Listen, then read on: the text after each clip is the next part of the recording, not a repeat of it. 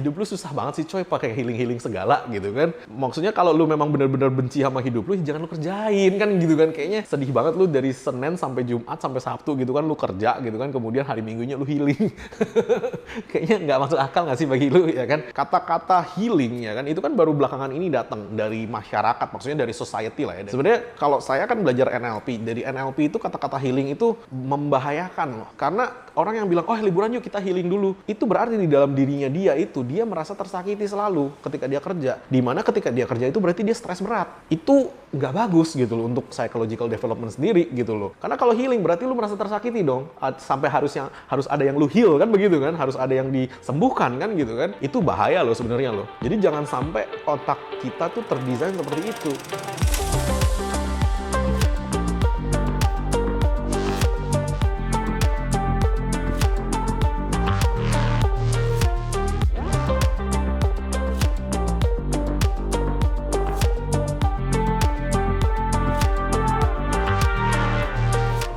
Selamat siang semuanya, saya Lunglung dari Dokter Mobil. Saya salah satu founder dari Dokter Mobil Indonesia. Dulu tuh kan kerja sama orang kan, kerja di tambang dulu ya, saya sampai hampir 6 tahun lah ya. Terus kan kita keluar buka usaha sendiri, which is ya seputaran situ-situ juga lah. Cuman karena dulu perizinannya tidak lengkap, sehingga berurusan dengan pihak yang berwajib, dan memang itu yang membuat kita bangkrut. Setelah bangkrut sih lucu sih, emang bener-bener gak punya duit gitu kan. Mau merit harus diundur 1 tahun, kemudian dari sisi keuangan juga habis, bener-bener habis total, nggak ada lagi gitu kan, dan masih ada utang gitu. Ya dari situlah baru satu-satu saya teleponin semua teman saya kan, tanyain ada kerjaan nggak gitu kan, saya lagi bangkrut nih. Nah syukur-syukur beberapa teman reply balik, tolong dong bikinin ini, tolong dong bikinin itu. Akhirnya saya kerjain gitu dikit-dikit sampai ketemu salah satu partner saya yang sehari ini gitu loh. Dia bilang, bro, gue ada lapak nih ya kan di depan toko aksesoris gue, kita bikin konsep baru yuk, Dokter Mobil. Dia bilang kita bikin. Pokoknya dulu itu kita mau sesuatu yang berbeda dari yang lain ya kan.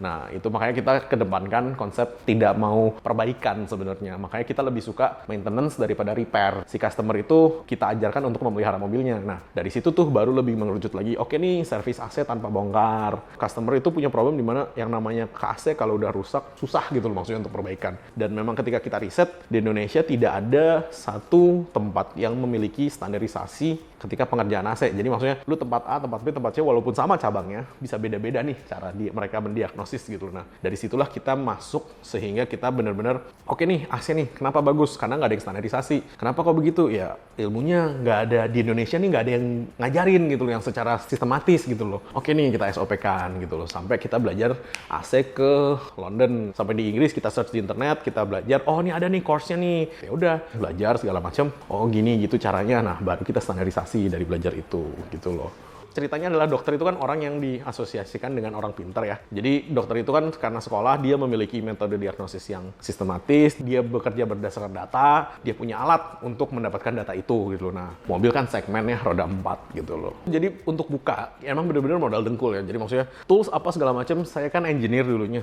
otomatis saya punya lah ya tools atau set lengkap di rumah. Itu dulu yang kita pakai. Karena kan buka bengkel yang paling mahal itu toolsnya mas. Toolsnya aja sekarang kita buka bengkel bisa 60-70 juta gitu. Itu tools ya, bukan mesin gitu loh. Tempat pinjem waktu itu masih pinjemunya partner saya di jualan aksesoris mobil di depan, yang penting ada tempatnya, udah kita jualan dulu di situ. Untuk belajar ke London sebenarnya belajarnya sih nggak mahal ya. Maksudnya satu course itu saya ingat cuman 3.000 pound deh. 3.000 pound cuman kan itu kan nggak dibayar semua langsung sekaligus. Kita bisa cicil nih misalkan sebulan 1.000, dia mau kok. Nah makanya kan kita mulainya dari situ gitu loh. Kita belajar oke nih kita cicil dulu nih 20 juta sampai bener-bener bisa. Nah partner saya itu salah satu copywriter dan Facebook Ads yang paling jago di Indonesia lah ya gitu loh, sampai dengan hari ini gitu loh. Itu yang membuat kita dulu unggul ya dari situ. Jadi dulu bengkelnya itu kecil, lapak parkir cuma 3 slot parkir deh. Cuman itu tiap hari bisa nggak berhenti. Nah dari situ kita punya cukup uang untuk buka satu lagi, dan kita buka satu lagi. Baru kita belajar lagi yang lain nih, ilmu-ilmunya nih kayak sistemasi, kayak gimana cara bikin bisnisnya itu autopilot. Maksudnya tuh bisnisnya bisa berjalan sendiri dengan controlling yang seharusnya gitu loh, bukan over controlling gitu kan. Nah baru kita bisa berkembang menjadi sampai dengan 8 cabang, kemudian naik jadi 12, 16, sekarang 23.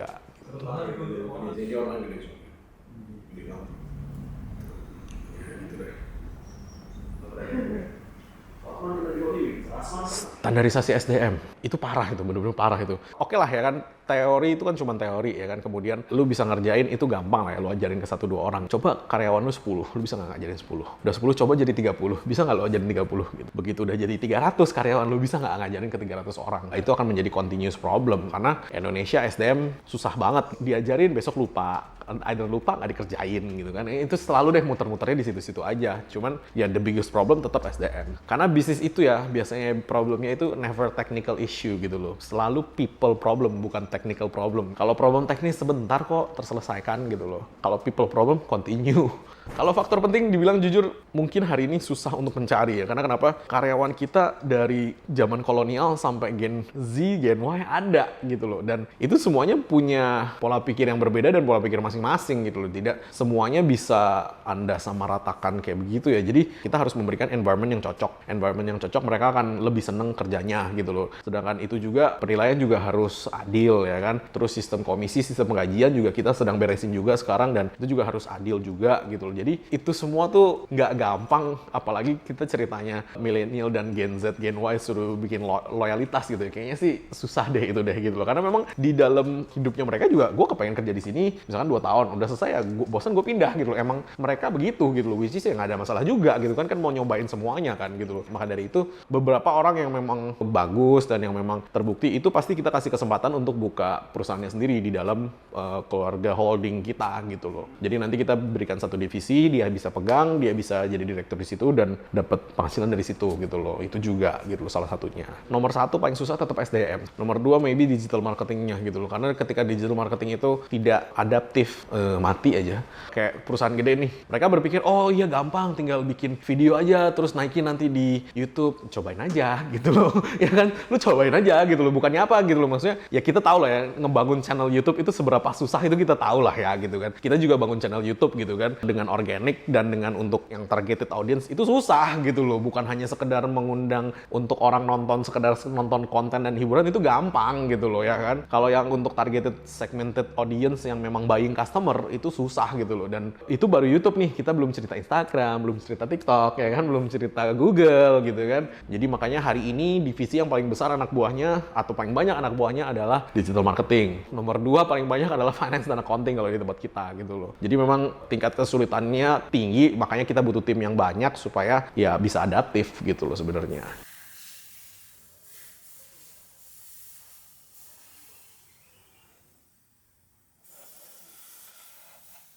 Kalau kita menjual solusi dan garansi sih sebenarnya sih. Kalau kita menjual spare part, semua orang jualan spare part ya kan. Jual problem solving ya semua bengkel jualan problem solving gitu kan. Cuman yang kita jual benar-benar adalah garansi sih gitu loh, sama rasa aman gitu loh. Jadi dari semua dokter mobil itu sama. Jadi maksudnya Anda perbaikin di dokter mobil Lampung, ketika Anda bawa mobil sampai Surabaya dan rusak, kita bisa tanganin di Surabaya. Anda nggak usah balik dulu ke Lampung. Itulah yang saya mau bikin gitu loh. Karena kenapa? Musuh saya terbesar adalah ATPM atau bengkel resmi. Bahkan bengkel resmi aja nggak bisa bikin begitu. Hanya kita yang bisa gitu loh, dan itu yang mau saya bikin. Sampai sekarang cabang paling jauh dari Jakarta adalah Kupang, dan itu punya standar yang sama. Jadi kalau misalnya nih ya kan, gua nggak tahu lah ya, lu gila bawa mobil dari Jakarta sampai Kupang maybe kan gitu kan, rusak di Kupang ya kita bisa beresin di sana. Apa bedanya saya dengan bengkel lain kalau saya hanya jual problem solving? Betul kan, bengkel lain juga jual problem solving udah pasti, walaupun mereka tidak tahu mereka jual itu gitu kan. Cuman ya itulah yang saya jual adalah rasa aman. Semakin banyak dokter mobil di seluruh Indonesia, garansi rasa aman ini akan selalu lebih bagus gitu loh, karena itulah yang bikin saya menang dibanding ATPM sekalipun gitu loh. Sudah di planning untuk tahun depan penambahan 15 cabang, sampai 2025 itu saya harus target mencapai 100. Karena di 2025 kita rencana pre-IPO memang. Kita memang membuka untuk potensi kemitraan. Kemitraan itu di mana kita yang memiliki sistem, kita berpartner dengan orang lokal ya kan. Pengalaman kita dulu buka di Makassar itu butuh waktu yang lama untuk dapat omset ideal. Sehingga kita mengeliminasi itu dengan kalau memang terlalu jauh dan kota yang memang sulit dijangkau, lebih baik kita bermitra aja dengan partner lokal. Karena partner lokal sudah punya koneksi lokal, sudah punya market lokal gitu loh. Jadi akan jauh lebih mudah gitu loh mencapai omset yang diinginkan gitu loh.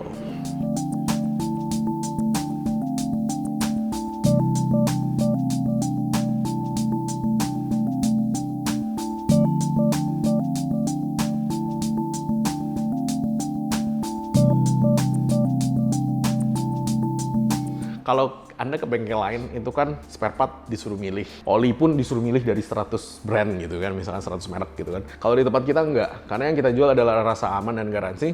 Jadi ya kita hanya menjual satu jenis oli. Karena kenapa? Pertanggungjawabannya jadi jelas. Kalau saya sendiri jual 10 jenis oli ini, otomatis si pabrik juga tidak mau menggaransi saya. Karena kenapa? Ya pabrik juga nggak tahu lu jualan apa gitu kan. Ntar lu jualan oli lain udah masuk rusak dibilangin gua lagi kan gitu kan. Justru karena kita hanya menjual satu, makanya saya mendapatkan garansi juga dari si pabrik nih. Kalau kenapa-napa mobilnya, pabrik yang ganti gitu loh. Jadi konsep bisnisnya berbeda gitu loh. Bukannya memberikan option yang terlalu banyak, akhirnya si customer juga bingung ini oli mana yang paling bagus. Ujung-ujungnya oli yang paling bagus bagi si customer adalah oli yang kasih komisi paling besar ke si sales. Betul kan? Si sales akan ngecapin nih, Pak yang ini lupa bagus banget bla bla bla. Akhirnya customer beli gitu loh. Kalau di kita enggak, kita memang olinya cuma satu ya. Sales cuma jual satu. Karena kenapa? Pertanggungjawabannya biar jelas gitu loh. Kan slogannya pasti beres ya kan, jadi apapun itu, gimana pun caranya ya saya mau taunya beres, itu satu. Dan dua, kita akan menjadi selalu yang terdepan di bidang teknologi. Dibanding bengkel lain atau dibanding kompetitor kita, budget research and development kita paling besar sih. Jadi kalau dulu aja sebelum pandemi aja budget research and development kita udah ratusan juta per tahun. Kenapa? Kita selalu ke luar negeri, kita selalu ke pameran, kita selalu ke pabrik untuk mendapatkan produk-produk terbaru dan kita tesin dulu nih satu-satu nih. Kalau di dokter mobil kita selalu, ketika kita mengeluarkan produk baru itu selalu yang inovatif sebenarnya gitu loh. Maksudnya di Indonesia belum ada yang jual, kita udah jualan gitu loh. 2 tahun sebelum pandemi itu berarti 2018 akhir itu kita udah masukin fogging duluan. Sampai kita udah jualan nih dari sepanjang 2018-2019 itu gitu loh. Dan ternyata 2020 masuk pandemi ya itu lebih laris lagi gitu loh. Ujung-ujungnya semua bengkel yang ada di Indonesia ya maybe 60% lah itu beli sama kita gitu loh. Karena memang 2 tahun itu tuh kita jualan alat fogging itu luar biasa gitu loh. Lumayan gitu loh, lumayan banyak banget. Kita menjadi trendsetter lah ya di antara pemilik-pemilik bengkel yang lain gitu di Indonesia untuk apa yang kita kerjakan. Jadi begitu tahun ini border udah dibuka, kita udah mulai alokasi budget lagi untuk riset dulu. Jadi kita kalau keluar negeri nih, kita nggak pernah jalan-jalan sebenarnya. Kita asli ke sana, ke pabrik, lihat pameran atau lihat produk gitu, itu udah pasti gitu loh.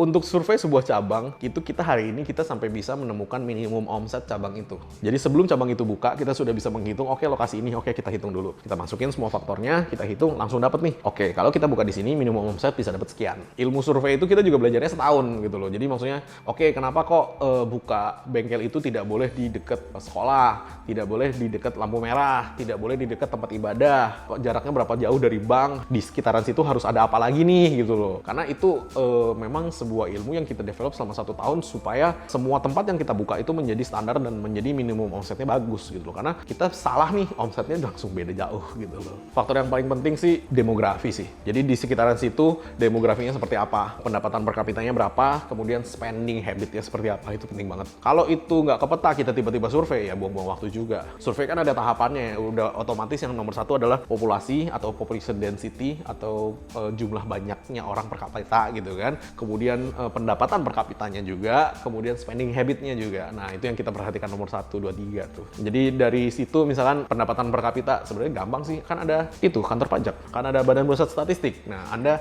beli data sama mereka, Anda minta data sama mereka gitu loh. Itu nanti akan keluar tuh, oke, kantor pajak ini target pajaknya nih. Kita nggak akan tahu nih ya kan dia dapat berapa, cuman kita pasti tahu nih KPP ini target pajaknya berapa. Target pajak itulah yang kita lihat. Kalau target pajaknya rendah ya otomatis rendah pendapatan di situ gitu. Kalau target pajaknya tinggi ya otomatis pendapatan di situ tinggi. Nah, pendapatan tinggi belum tentu spending habitnya tinggi. Nah, spending habit dilihat dari berapa banyak bisnis-bisnis UKM kayak misalkan makanan, supermarketnya apa aja, jenis makanannya apa aja, berapa duit satu kali spending, itu dihitung semua, Mas. Jadi kita kalau mau survei satu tempat bisa 2 minggu. Tapi begitu dapat datanya, langsung masukin ke Excel, keluar tuh langsung tuh minimum omset per bulan. Jadi intinya sih gini, customer itu tidak diciptakan ya, Mas. Customer itu Anda rebut. Tidak ada tiba-tiba ceritanya customer muncul. Itu bullshit, ya kan? Anda tidak menciptakan customer. Yang ada Anda mengambil customer dari kompetitor Anda. Sebenarnya gampang sih, hitung aja kompetitor Anda berapa di situ. Omsetnya berapa. Terus Anda pede ngambil berapa persen dari omset mereka. Simple kan? Teorinya seperti itu, gitu loh.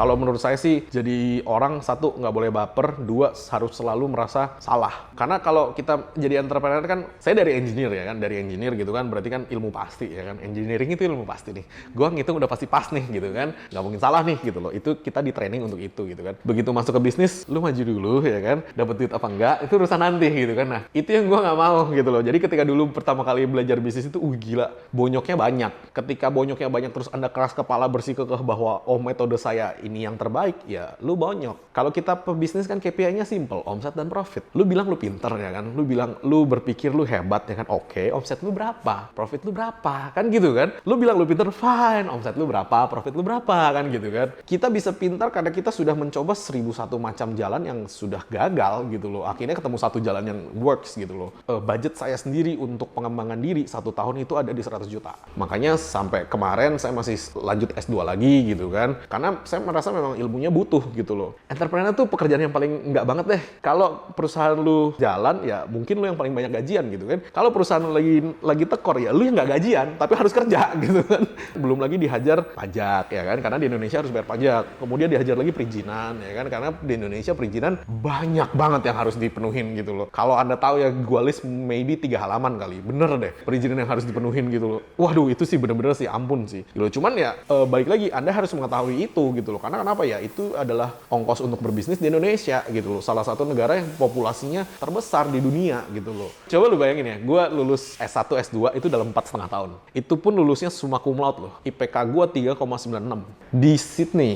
Jadi mechatronics, robotics, submajor gue psychology, struktur, and statistik bisnis gitu loh. Jadi gue bener-bener dulu sekolah beneran gitu loh ya kan. Dimana ya gue tahu nilai gue bagus, ya otomatis ketika gue salah itu susah menerima, betul kan? Karena kesombongan itu ada pasti, iya dong. Kalau ilmunya Anthony Robbins kan goal setting sih salah satunya. Goal setting itu kan maksudnya lu tetapkan nih tujuan dari apa yang lu lakukan ini apa. Nah ketika lu udah ngerti jelas tujuannya apa, ya berarti bukan mencari siapa salah siapa benar kan. Kalau tidak mencari siapa salah siapa benar, lu fokus ke tujuan lu, ya lu nggak akan merasa rendah diri untuk disalahkan. Orang merasa rendah diri ketika dia merasa salah hanya karena di kepala dia goalnya dia adalah membuktikan bahwa dia lebih pintar. Kalau saya tidak pernah goal saya membuktikan saya benar atau saya lebih pintar, enggak. Goal saya misalkan apa nih? Saya mau naikin omset jadi sekian, ya itu aja goalnya gitu loh. Gue pakai metode orang lain, kalau works naik ya berarti dia punya bener gitu kan, simple gitu aja. Jadi beruntungnya saya ya kan. Jadi dulu tahun 2019 akhir itu kita kontak beberapa investor lah ya, dari luar negeri, dari Korea, dari Jepang, dari Arab gitu kan, untuk ya kita kepengen lah ya kan diinvest gitu kan. Ceritanya kan startup dulu ya kan. Ketika ngobrol-ngobrol sama mereka, saya menyadari skill gap terlalu jauh di bidang corporate finance. Ketika saya menyadari itu, saya mulai sekolah nih. Maksudnya sekolah itu cari kursus-kursus lah ya gitu loh, pelatihan-pelatihan. Habis ikut juga kurang nih gitu loh. Level ngomongnya, level ilmunya berbeda gitu loh. Ya udah, mau nggak mau apply nih ke Harvard gitu kan. Karena kan saya lulusan Australia, jadi transkrip atau nilai saya bisa ditransfer ke sana. Mereka terima nih gitu loh. Oh, lu nilai segini diterima gitu kan. Oke gitu kan. Karena kan sama-sama universitas bule ya gitu kan. Beruntungnya ada pandemi. Yang tadinya itu 2 tahun itu 1 tahun online, 1 tahun harus di sana. Ini saya bisa minta pengecualian. 1 tahun saya tidak di sana gitu loh. Jadi 2 tahun itu cukup online dan ya dikasih tugas akhir, dibuat ya lulus. Udah gitu doang. Tapi ribetnya ya ampun sekolahnya. Ya gitu deh, saya kan orang pasti ya. Orang pasti itu maksudnya dari engineering itu kan kita menghitungkan pasti nih. Belajar finance itu belajar menghayal, bro. Ya kan? Jadi kan kita disuruh menghayal ini nantinya dapat duitnya berapa, jadinya berapa. Itu yang susah gitu. Jadi maksudnya untuk otak yang didesain untuk menghitung pasti, disuruh didesain untuk menghayal itu nggak connect gitu loh. Jadi saya butuh 3 bulan untuk benar-benar mengerti pemahaman pola pikir orang finance gitu loh. Kenapa kok seperti itu? Kalau saya kan anak teknik ya, engineer ya. Lu ngitung salah ya, ambruk lah ya jembatannya kan gitu kan. Kalau orang finance enggak gitu loh. Oh, gue menghitung estimasi nih jembatan habis 100 juta. Kalau habisnya 90 syukur, habisnya 110 ya nggak apa-apa kan gitu kan. Itu nggak boleh gitu loh bagi gue gitu loh. Nah itu yang konflik di dalam kepala sendiri gitu loh. Setelah itu tersolving, ya saya bisa mengerti oke, jalan berpikir orang finance tuh begini gitu loh. Kan tesis akhir kan berarti kan kita bikin sebuah financial business plan projection yang 5 tahun gitu loh. Jadi kita bikin business plan perusahaan kita sendiri atau apapun itu secara detail. Stoknya mau berapa, cash flow-nya berapa, SDM-nya berapa, ininya berapa, penghasilannya berapa, kenapa kok di bulan ini diproyeksi naik, kenapa kok di bulan berikutnya diproyeksi turun. Lo harus bikin tuh semua tuh untuk 5 tahun ke depan gitu loh. Jadi gue tahu nih liburan kapan aja sampai 5 tahun ke depan gitu loh. Karena liburan kan naiknya omset kan gitu kan. Lo harus masukin faktor ada pemilihan umum, lo harus masukin faktor berubah regulasi, itu lo harus masukin semua faktor-faktornya.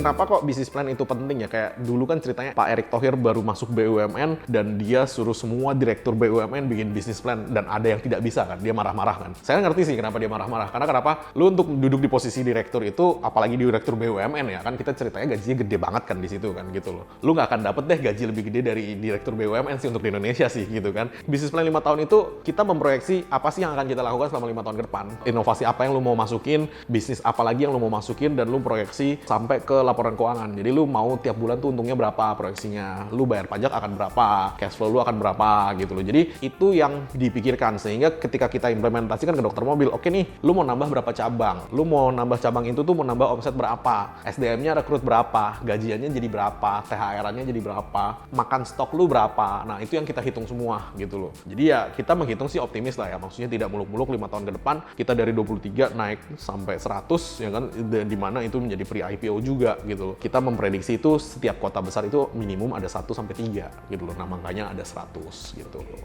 Biasanya entrepreneur baru mulai itu kan, wah, financial freedom, kebebasan finansial. Semakin tinggi lu kerjain perusahaan lu, semakin akan lu mengetahui bahwa financial freedom is bullshit gitu loh. Nggak mungkin lu jadi pengusaha untuk jadi financial freedom, itu kayaknya nggak mungkin. Kalau lu mau financial freedom, lu jurusannya investor, ya kan? Bukan jurusan pengusaha nih gitu loh. Karena pengusaha itu jurusannya pengusaha, jadi lu akan selalu berusaha gitu kan. Nah, kalau gua sih tujuan apa yang mau gua capai itu sebenarnya sih salah satunya adalah di drive dari dulu. Banyak orang-orang yang bilang ke saya, wah lu jangan begini deh, nggak bakal bisa, itu mah susah ya kan. Yang paling kena itu waktu saya ngomong di Singapura waktu itu, acaranya adalah 30 under 30 ya, maksudnya dulu saya masih umur 29 kalau nggak salah ya. Jadi top 30 CEO di bawah umur 30 di Southeast Asia gitu loh, di Asia Tenggara gitu loh. Dimana ketika saya duduk di situ, saya ngobrol sama mereka, baru berasa gitu loh, skill gap gua sama dia tuh jauh banget gitu loh. Nah, itulah yang gua kejar gitu loh. Kenapa saya mengejar menjadi bener-bener, misalkan nih posisi CEO nih, bukan hanya posisi CEO karena gue yang bikin gitu. No, gue bener-bener mau duduk menjadi CEO karena ya memang gue ngerti ilmunya. Karena memang gue pantas ilmunya untuk gue duduk di situ gitu loh. Itu yang gue kejar gitu loh. Ketika skill lu itu sudah diakui kelas dunia gitu kan, apapun yang terjadi, lu pindah negara, pasti akan ada nih perusahaan lain yang mau hire lu nih. Dunia mungkin bisa terbelah dua, ya lu pilih aja salah satu, lu kerja lagi, pasti ada yang mau terima. Itu sih goalnya sih. Jadi menyamakan level skill saya ke level skill CEO kelas dunia gitu loh. Susah mah banyak lah ya, maksudnya dulu waktu nggak ada duit, bener-bener prioritas duit itu hanya ke bensin sama pulsa. Makan sehari hanya 2 kali ya kan, pagi 8.000 rupiah, beli bubur, kalau lagi hoki dapat bubur ayam, kalau lagi suwe dapat bubur kacang hijau gitu. Siang kerja keras nggak makan biar nggak, jadi kerja keras biar nggak berasa lapar jadi nggak makan, malam makan dibayarin calon bini gitu kan. Waktu itu calon bini masih kerja di tempat lain juga, jadi dia yang bayarin gue makan malam-malam. Itu gue lakukan maybe 2 tahun loh, karena emang nggak ada duit gitu loh hari itu. Ada duit lagi ya investnya ke bisnisnya gitu loh. Oke, tambah stok, oke tambah tools, oke gaji karyawan deh tambah lagi 1. Kenapa? Lu harus tahu gitu, maksudnya kapan mereward diri, karena kebanyakan orang dapat duit dikit reward diri sendiri. Healing ceritanya healing. Hidup lu susah banget sih coy pakai healing segala gitu kan. Maksudnya kalau lu memang benar-benar benci sama hidup lu, jangan lu kerjain kan gitu kan. Kayaknya sedih banget lu dari Senin sampai Jumat sampai Sabtu gitu kan lu kerja gitu kan, kemudian hari Minggunya lu healing. Kayaknya nggak masuk akal nggak sih bagi lu ya kan. Kayaknya hidup lu tuh sengsara banget gitu loh. Kerja 9 to 5 gitu kan ya kan, dari Senin sampai Sabtu, udah gitu lu cari liburan healing ke puncak juga rame macet gitu kan, tapi lu paksa gitu kan, atau ke mana gitu kan rame macet, lu paksa gitu kan. Maksudnya sedih banget sih gitu loh sampai sebegitunya gitu loh. Kenapa nggak lu create hidup lu yang lu bener-bener suka, lu bener-bener enjoy kerjanya, dimana lu bener-bener bisa lupa waktu ketika lu kerjain gitu loh. Nah itu sih sebenarnya sih gitu loh. Jadi ya 1 tahun kan saya begitu kan, ya benar-benar duitnya susah, dan dari duit susah itu ya kita belajar untuk menghargai apa yang kita punya gitu loh. Sebenarnya kalau orang yang sudah pernah susah itu biasanya orang yang lebih mudah memberi. Kalau orang yang tidak pernah susah itu, dia akan lebih susah memberi, karena bagi dia akan takut kehilangan. Kalau saya udah pernah dari nol, suruh orang lagi dari nol ya nggak takut gitu loh. Kenapa? Gue udah tahu caranya. Apalagi dengan skill yang hari ini ya gue akan bounce back-nya jauh lebih cepet. Gue belum cerita yang pertama kali gue keluar negeri belajar remap. Dulu kan kayak di dunia otomotif kan remap kan dulu kan udah ada, cuman kan yang bikin booming, yang bikin heboh kan salah satunya kita juga gitu kan. Nah remap itu ngerubah software dari mobil supaya mobil itu bisa tambah kencang gitu loh. Duit pas-pasan ya kan, udah buat beli alat sampai sana, ada yang mau ngajarin. Itu tidurnya tuh di kerdus di bengkelnya orang di Thailand. Jadi gue seminggu begitu gitu loh, tidur di kerdus gitu kan, besok rapi-rapi belajar lagi sama orangnya ya kan, belajar lagi Nilai sebuah ilmu itu ya lu harus hargain ketika ya lu nggak ada duit gitu loh. Makanya ada ada nih mau ngajarin nih, ya kan, kejar gitu loh. Sampai sana tidurnya gimana? Urusan nanti, pakai kardus aja jadi gitu kan. Yang penting ada WC. Kalau gue nggak bisa nggak ada WC gitu kan. Jadi waktu itu memang baru masuk kan, baru gede, baru booming kan di luar negeri kan. Ya udah kita kesana belajar gitu loh, kumpulin duit ya kan. Di mana hari itu nggak ada duit gitu kan, kumpulin duit ya udah ada nih, udah pergi ke sana, yuk pergi gitu loh. Kalau lu mau happy seneng ya lu kawinin anak bos aja, gak usah jadi pengusaha ya kan, lu kawinin anak bos aja, berharap warisannya kan selesai. Lo iya dong, bener dong. Kalau lu mau jadi pengusaha ya lu harus siap susah.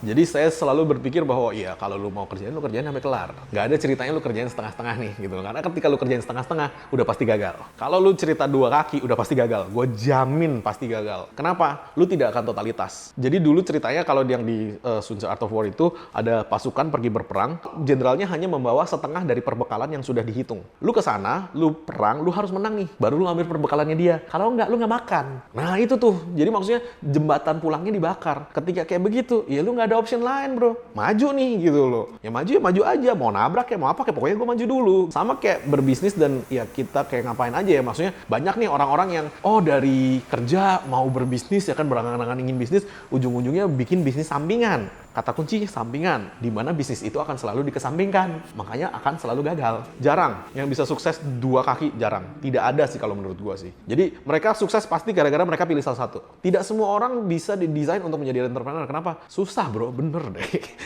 Susahnya tuh lama bro gitu loh. Kayak saya punya banyak temen juga gitu kan, di mana mereka dari keluarga yang cukup mampu, cukup mapan. Ketika mereka buka bisnis dikasih modal dari orang tuanya. Sehingga ujung-ujungnya apa? Mereka tidak menghargai apa itu nilai uang, dan mereka itu tidak pernah bersyukur dengan apa yang punya, dan akan selalu takut untuk kehilangan. Ya lembek gitu loh maksudnya mentalnya gitu loh. Jadi lu harus tahu nih, ketika lu nggak punya apapun itu fasilitas dari orang tua lu menjadi diri lu sendiri yang sebenarnya, lu bisa nggak sih survive? Kalau misalkan lu menjadi diri lu sendiri yang sebenarnya aja lu tidak bisa survive, terus buat apa orang tua lu sekolahin lu? Itu 1, 2, duit bisa habis loh. Saya bangkrut dalam 3 hari loh, 1M 384 juta. Itu saya bangkrut dalam 3 hari loh. Saya kasih tahu dulu gitu loh. Jadi duit itu result ya. Jadi maksudnya itu bisa lah, gampang lah gitu loh bagi saya gitu loh. Jangan pernah bilang susah, kalau susah akan susah terus. Kalau orang tua punya fasilitas itu ya kelebihan lu, tapi lu memilih untuk memakai terus dan lu terlena di dalam fasilitas itu, lu masuk comfort zone. Ketika lu masuk comfort zone, udahlah, stop semua pasti hidup lu. Kenapa? Ya lu nggak bakal kemana-mana. Kalau orang tua saya sih, mereka sih bener-bener tough banget ya, dan ketika gue lagi nggak ada duit, mereka hanya mengizinkan gue untuk pulang ke rumah untuk tinggal, karena gue bener-bener nggak ada duit gitu kan. Itu yang melatih saya hari ini gitu loh, karena wih gila, lu kalau mau tahu hidup itu susah bro, ya kan? Nggak ada deh gampang deh ceritanya deh. Kalau gampang itu terima kasih sama orang tua lu, ya kan, masih melindungi lu dari yang susah-susah gitu kan. Ketika itu ya lu harus tahu nih, mau sampai kapan gitu lo dilindungin gitu loh. Oke lah, lu bilang orang tua lu kaya, oke, jangan salah lo ya, bisa bangkrut lo ya kan gitu loh. Kita nggak nyumpahin, tapi kan ketika hal itu terjadi, lu bisa apa nantinya kan gitu.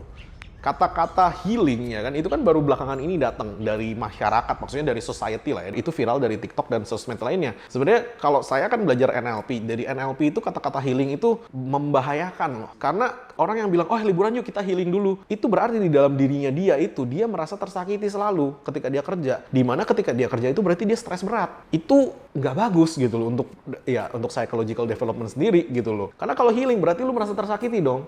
Sampai harus ada yang lu heal kan begitu kan, harus ada yang disembuhkan kan gitu kan. Itu bahaya loh sebenarnya loh. Jadi jangan sampai otak kita tuh terdesain seperti itu. Ya hidup ini keras bro, lu harus lebih keras dari hidup lu baru lu bisa naik sampai atas kan gitu kan. Emangnya udah pernah tanya belum sih Pak Erick Thohir itu dulu belajarnya kerasnya kayak apa ya kan? Pak Khairul Tanjung dulu dari anak desa sampai sebegitu itu dikerja kerasnya kayak apa gitu loh. Pak Khairul Tanjung kalau nggak salah 1 hari 16 jam kan dia kerja kan. Sampai di umurnya ini loh, lu mau membentuk mental lu sendiri ya itulah yang akan membentuk masa depan lu gitu loh. Jadi hati-hati dengan kata-kata yang lu pick up. Lu mau liburan ya liburan aja, lu mumet ya lu bilang aja mumet. Emang kenapa sih kan gitu kan? Jangan pernah berpikir healing karena lu merasa terlukai. Waduh, itu suicidal loh itu nanti ujungnya gitu loh. Kalau nggak percaya tanya pakar-pakar NLP. Healing itu kata-kata yang jelek, tidak bagus.